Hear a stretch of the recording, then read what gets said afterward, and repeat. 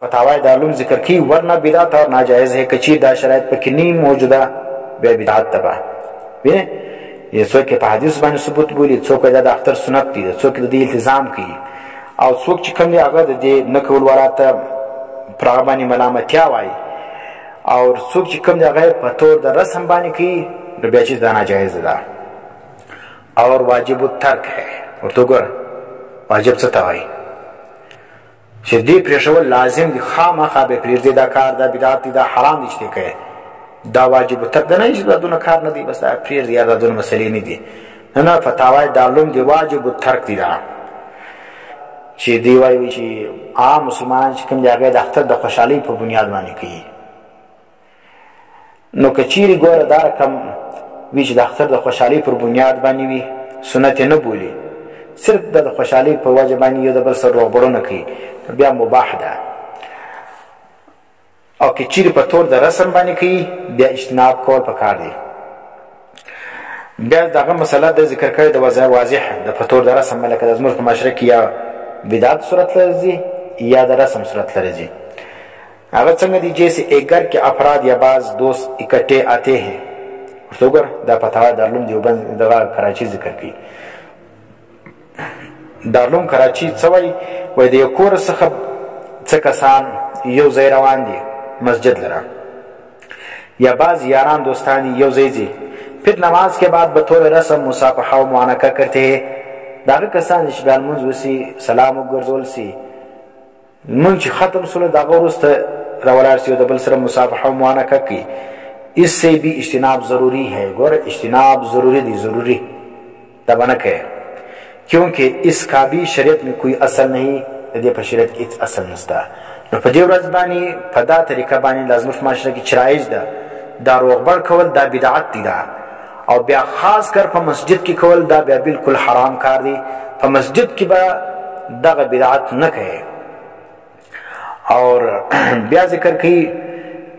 کیونکہ اس کا بھی شریعت میں کوئی اصل نہیں پر دے پر شریعت کی دے رواج میں اصل نہیں موجودہ اور مالتل پدی اختر پر وزبانی یو بل شیدا کی خلق اختر پر وزبانی سحار وقتی مسجد لرا حلواوی چای شیدې مټایانې راوړي بیا په مسجد کې دننه دا چای کی وای دا خو سنت دی د اختر پر وزبانی چې د عیدګاه مخکې به خوله خوږه نو خوله خوږېدل په مسجد کې لازم نه ده داخلو خوشیدل کور ته کېدای شي کور ته ورسه دغه چای وخوره مټایي وخوره او تر ولې په مسجد کې د الله په کور کې خوراک دا مټایان بیا د توي سي دا چای توي سي د دریان په ولرل سي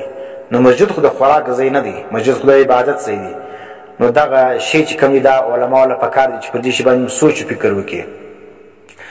دا شی د منع چې کوم دی هغه په حکمت باندې د خلاف چې کوم دی هغه هم کاروایی وکړي ځکه نبی علیہ السلام فرمایي من احدث فی امرنا هذا ما ليس منه فهو رد چا چې یو نوی کار راویستی احداث ته وایي چې داسې کار وي چې د هغه مثل نه موجوده اوس دغه چای کول په مسجدو کې دا روغبړونه کول په مسجدو کې د اختر په ورځ باندې د اختر د صحابو د تابعینو د نبی علیہ السلام په دور کې موجود ولو دا روغبړ هم موجود ولو لیکن دغه طریقه نه موجوده وینه روغبړ خولو صحابو د ملاقات په وخت کې د بل سره روغبړونه کول لیکن د اختر په ورځ باندې سحار د لمانځه بعد او دا رقم د عیدګاه د لمانځه بعد یا په کور کې دننه سره وسیږي یو د بل وینې سره په نور ورځ کې یو د بل سره روغبړ نه کوي په دا ورځ باندې بیا